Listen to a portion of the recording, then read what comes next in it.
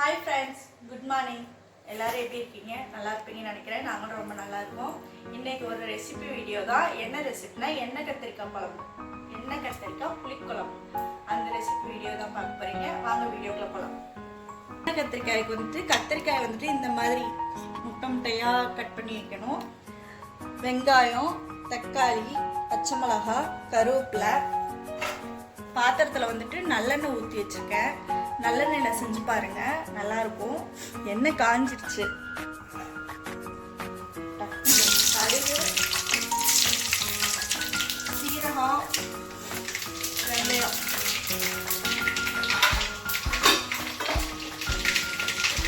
பொரிஞ்சிருச்சு. இப்போ வெங்காயம்,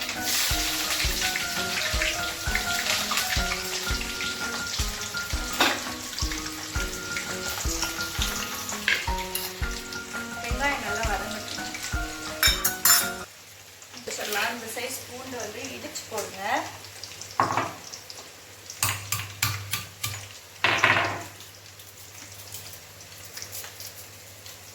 இடிச்ச பூண்டு போட்டுக்கலாம்.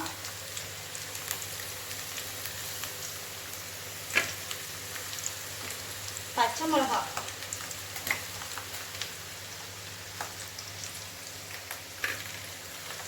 கருவேப்பிலை,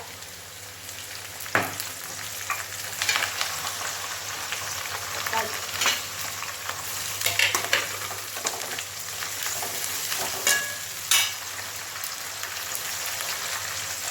உப்பு போட்டுக்கலாம்.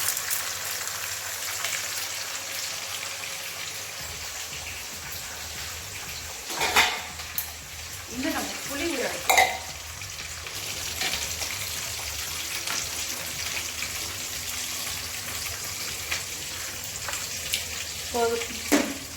இந்த மாதிரி நீங்கள் ஊற போட்டுக்கோங்க. எனக்கு புளி நல்லாவே புளிக்கும், அதனால் நான் கம்மியாக தான் ஊற போடுறேன்.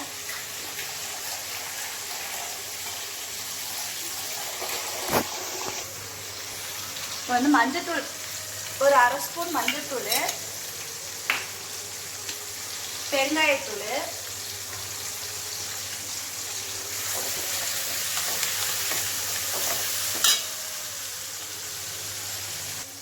எண்ணெய் தாராளமாக ஊற்றிக்கங்க.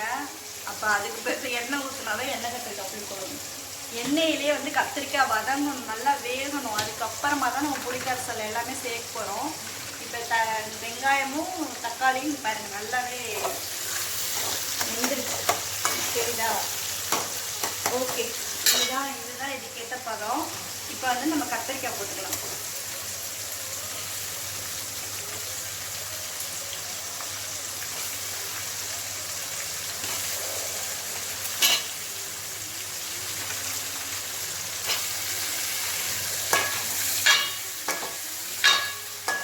மீன் குழம்பு மாதிரி இருக்கும்.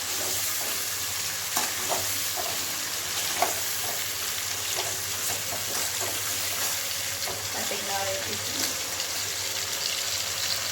காய் நல்லா பிஞ்சு காயாக எடுக்கணும், அதுவும் முக்கியம். நல்லா பிஞ்சு கத்திரிக்காயாக எடுத்துக்கோங்க.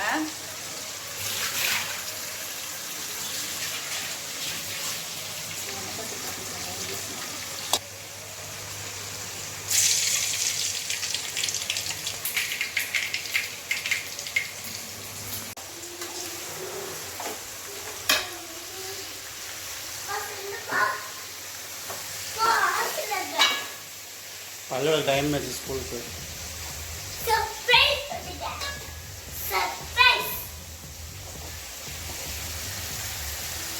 கத்திரிக்காய் நல்லா எண்ணெயிலே வதங்கிடுச்சு. உங்களுக்கே தெரியும், கலர் சேஞ்ச் ஆகும். கத்திரிக்காய் எண்ணெயில வதங்கிச்சுன்னா ஒரு கலர் சேஞ்ச் ஆகும். நல்லா சுருங்கி ஒரு மாதிரி நல்லா காய் நல்லா வெந்துடும். அது ஓகே தரணேன். அதுவே ஓகே தான். இப்போ நல்லா கத்திரிக்காய் வதங்கிடுச்சு. இப்போ நம்ம புளி, தேவையான குழம்புக்கு தேவையான மிளகாத்தூள் சேர்த்துடலாம்.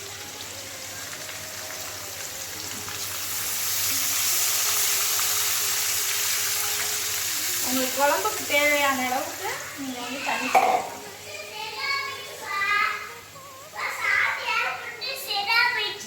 ஓகே, நீ போய் பல்லு விளக்குப்பா. என் குழம்புக்கு தேவைப்படுற அளவுக்கு நான் தண்ணி சேர்த்துக்கிறேன். வீட்டில் அரைச்ச மசாலாத்தூள், குழம்பு மசாலாத்தூள், காரத்துக்கு தகுந்த மாதிரி போட்டுக்கோங்க. இப்போ நல்லா குழம்பு வந்துட்டு கொதிக்கணும்.